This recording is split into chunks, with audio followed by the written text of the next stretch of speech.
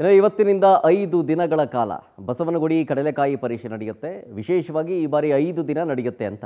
ಇದಕ್ಕೆ ಆದಂತಹ ಒಂದಷ್ಟು ಇತಿಹಾಸ ಇದಾವೆ. 116 ವರ್ಷಗಳಿಂದ ಈ ಕಡಲೆಕಾಯಿ ಪರೀಕ್ಷೆ ನಡೀತಾ ಇದೆ. ದೊಡ್ಡ ಗಣಪತಿ ದೇಗುಲದ ಬಳಿ ಸಂಚಾರವನ್ನು ಬಂದ್ ಮಾಡಲಾಗಿದೆ. ಇದರದ್ದೇ ಆದಂತಹ ಒಂದು ವಿಶೇಷತೆ ಇದೆ, ಜೊತೆಗೆ ಅದರದ್ದೇ ಆದಂತಹ ಒಂದು ಇತಿಹಾಸ ಇದೆ. ಈ ಹಿಂದೆ ಒಂದು ಬಸವ ಬಂದು ಇದೇ ಬೆಂಗಳೂರಿನ ಭಾಗದಲ್ಲಿ ಕಡಲೆಕಾಯಿನ ತಿಂದು ಬೆಳೆ ಅಂದರೆ ಇಳುವರಿ ಟೈಮ್ನಲ್ಲಿ ಬಂದು ಬಸವ ಅಥವಾ ಒಂದು ನಂದಿ ಒಂದು ತಿಂದು ಹೋಗ್ತೈತಂತೆ, ಬೆಳೆ ಹಾಳು ಮಾಡಿ ಹೋಗ್ತಾಯಿತ್ತಂತೆ. ಅದಾದ ಸಂದರ್ಭದಲ್ಲಿ ಒಂದು ಬೆಟ್ಟದ ಕಡೆಗೆ ಅದು ಹೋಗ್ತಾಯಿತ್ತಂತೆ. ಸೊ ಹಾಗಾಗಿ ಒಂದು ದಿನ ಕಾದು ಕುಳಿತು ರೈತರೆಲ್ಲರೂ ಸೇರಿ ಆ ಬಸವನನ್ನು ಫಾಲೋ ಮಾಡಿದಂಥ ಸಂದರ್ಭದಲ್ಲಿ ಬೆಟ್ಟಕ್ಕೆ ಹೋಗಿ ಮಾಯ ಆಗಿಬಿಡುತ್ತೆ.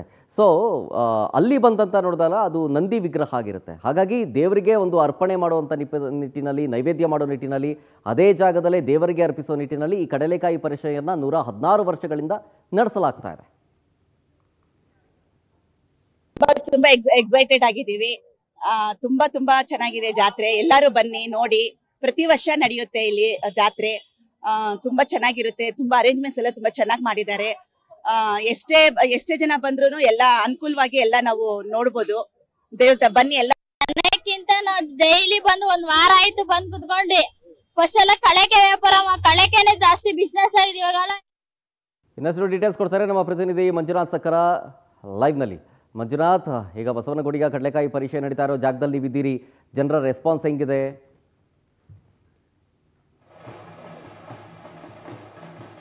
ಖಂಡಿತ ಶರತ್, ಐತಿಹಾಸಿಕ ಪ್ರಸಿದ್ಧವಿರುವಂತಹ ಸುಮಾರು 400 ವರ್ಷಗಳ ಇತಿಹಾಸ ಇರುವಂತಹ ಬಸವನಗುಡಿ ಕಡಲೆಕಾಯಿ ಪರೀಕ್ಷೆಗೆ ಇವತ್ತು ಚಾಲನೆ ಸಿಗ್ತಿರುವಂತದ್ದು. ಸೊ ನನ್ನ ಹಿಂಬದಿಯಲ್ಲಿ ಗಮನಿಸ್ತಾ ಇರಬಹುದು, ಈ ಒಂದು ಬಸವನಗುಡಿ ಕಡಲೆಕಾಯಿ ಪರೀಕ್ಷೆ ಅಂತಂದ್ರೆ ಮುಖ್ಯವಾಗಿ ದೊಡ್ಡ ಗಣಪತಿ ದೇವಸ್ಥಾನ ಅಂತ ಹೇಳಲಾಗ್ತಿದೆ.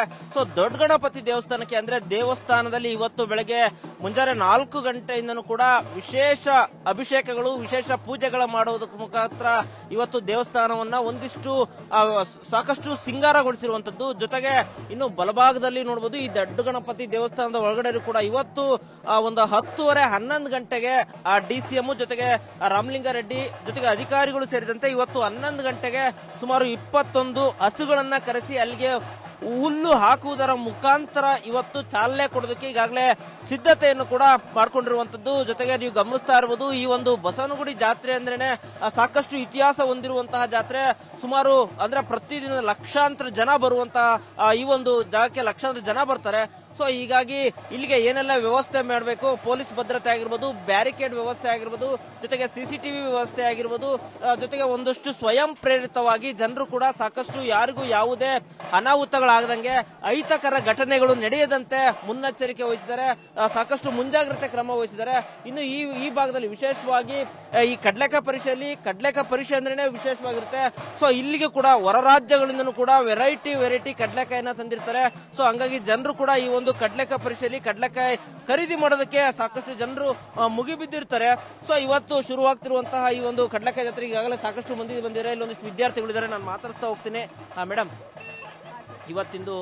ಇವತ್ತಿಂದ ಬಸವನಗುಡಿ ಕಡಲೆಕಾಯಿ ಪರೀಕ್ಷೆಗೆ ಚಾಲನೆ ಸಿಗ್ತಾ ಇದೆ. ತಾವು ಕೂಡ ಬಂದಿದ್ದೀರಿ, ಏನ್ ಹೇಳಕ್ ಇಷ್ಟಪಡ್ತೀನಿ? ತುಂಬ ಚೆನ್ನಾಗಿದೆ ಇದು. ಸೊ ಒಬ್ಬೊಬ್ಬರಿಗೆ ಕಾರ್ಪೊರೇಟ್ ಲೈಫ್ 9 to 5 ಎಷ್ಟೊಂದು ಜನ ಇಡೀ ವರ್ಷ ಕೆಲಸ ಮಾಡ್ತಿರ್ತಾರೆ. ಈ 5 ದಿವಸ ಎಲ್ಲರೂ ಬಂದ್ಬಿಟ್ಟು ಎಂಜಾಯ್ ಮಾಡಿ ಎಲ್ಲ ಮಾಡ್ತಾರೆ. ಒಬ್ಬೊಬ್ರಿಗೆ ಊರಿರಲ್ಲ, ಸೊ ಅವರೆಲ್ಲ ಈ ಜಾತ್ರೆನ ಎಂಜಾಯ್ ಮಾಡ್ತಾರೆ. ಸೊ ಸ್ಟಾಲ್ಸ್ ಇದೆ, ಯಾರಿಗೆ ಜ್ಯುವೆಲ್ರೀಸ್ ಇಷ್ಟನೋ ಎಲ್ಲ ಬಂದಿಲ್ಲಿ ತಗೊಬಹುದು. ತುಂಬಾ ಚೆನ್ನಾಗಿರುತ್ತೆ ಇಲ್ಲಿ. ಮೇಡಮ್ ಮುಂದೆ ಬನ್ನಿ. ತಾವು ಏನ್ ಹೇಳ್ತೀರಿ ಮೇಡಮ್? ಈ ಒಂದು ಕಡಲೆಕಾಯಿ ಪರೀಕ್ಷೆ ತಾವು ಬಂದಿದ್ದೀರಿ, ಏನ್ ಹೇಳ್ತೀರಿ? ಇಲ್ಲಿ ನಾನು ಪ್ರತಿ ವರ್ಷ ಬರ್ತೀನಿ. ಇಲ್ಲಿ ಇವಾಗ ಪ್ಲಾಸ್ಟಿಕ್ ಪೇಪರ್ ಬಿಟ್ಟು ಈಗ ಪೇಪರ್ ಬ್ಯಾಗ್ಸ್ ಇನಿಷಿಯೇಟಿವ್ ತಗೊಂಡಿದ್ದಾರೆ. ಕ್ಲೆನ್ಲಿನೆಸ್ ಎಲ್ಲ ಮೇಂಟೈನ್ ಮಾಡಿದ್ದಾರೆ. ಆಮೇಲೆ ನೀರು ಕುಡಿಯೋದಕ್ಕೂ ಇಟ್ಕೊಂಡಿದ್ದಾರೆ, ಸಿದ್ಧತೆ ಎಲ್ಲ ಮಾಡಿದ್ದಾರೆ. ಮೇಡಮ್, ನೀವು ನಾನು ವರ್ಷ ಬರ್ತಾ ಇರ್ತೀನಿ. ಇಲ್ಲಿ ಬೆಂದಿರೋ ಕಡಲೆ ಸಿಗುತ್ತೆ, ಹುರಿದಿರೋದು ಸಿಗುತ್ತೆ, ಹಸಿ ಕಡಲೆನೂ ಸಿಗುತ್ತೆ ನಿಮಗೆ. ಮತ್ತು ಪೆಸ್ಟಿಸೈಡ್ಸ್ ಎಲ್ಲ ಅಷ್ಟೊಂದು ಯೂಸ್ ಏನು ಮಾಡಲ್ಲ, ಫ್ರೆಶ್ ಆಗಿರೋದು ಸಿಗುತ್ತೆ. ಕರ್ನಾಟಕ, ತಮಿಳುನಾಡು ಎಲ್ಲ ಕಡೆಯಿಂದ ಬರ್ತಾರೆ. ಸ್ವಲ್ಪ ಕಡಿಮೆಗೂ ಸಿಗುತ್ತೆ. ಬೇಗ ಬಂತವಳಿ ಎಲ್ಲರೂ. ಓಕೆ ಶರತ್, ಅಂದ್ರೆ ಹಿರಿಯರಿಂದ ಹಿಡಿದು ಕಿರಿಯರು ಕೂಡ ಈ ಒಂದು ಬಸವನಗುಡಿ ಕಡಲೆಕಾಯಿ ಪರೀಕ್ಷೆಗೆ ಸಾಕಷ್ಟು ಜನರು ಬರ್ತಾರೆ. ಸೊ ಇವತ್ತಿಂದ ಶುರುವಾಗಿದೆ. ಇನ್ನು 5 ದಿನಗಳ ಕಾಲ ಈ ಒಂದು ಜಾತ್ರೆ ನಡೆಯುತ್ತೆ. ಜಾತ್ರೆ ಸುಮಾರು ಒಂದು 5 ಲಕ್ಷಕ್ಕೂ ಹೆಚ್ಚು ಜನರು ಭಾಗಿಯಾಗ್ತಾರೆ ಅಂತೇಳಿ ಮಾಹಿತಿ ಇದೆ. ಈ ಸಂಬಂಧಪಟ್ಟಂಗೆ ಒಂದು ಎಷ್ಟೇ ಜನರು ಬಂದ್ರು ಕೂಡ ಯಾವುದು ಅಹಿತಕರ ಘಟನೆ ಇದ್ದಂತೆ ಎಲ್ಲಾ ರೀತಿಯ ವ್ಯವಸ್ಥೆಯನ್ನ ಮಾಡ್ಕೊಂಡಿದೀವಿ ಅಂತೇಳಿ ಇಲ್ಲಿನ ಸಿಬ್ಬಂದಿಗಳು, ಆಡಳಿತವರು ಹೇಳ್ತಿರುವಂತದ್ದು. ಶರತ್, ಎಸ್, ಥ್ಯಾಂಕ್ ಯು ಮಂಜುನಾಥ್ ಡೀಟೇಲ್ಸ್ಗಾಗಿ.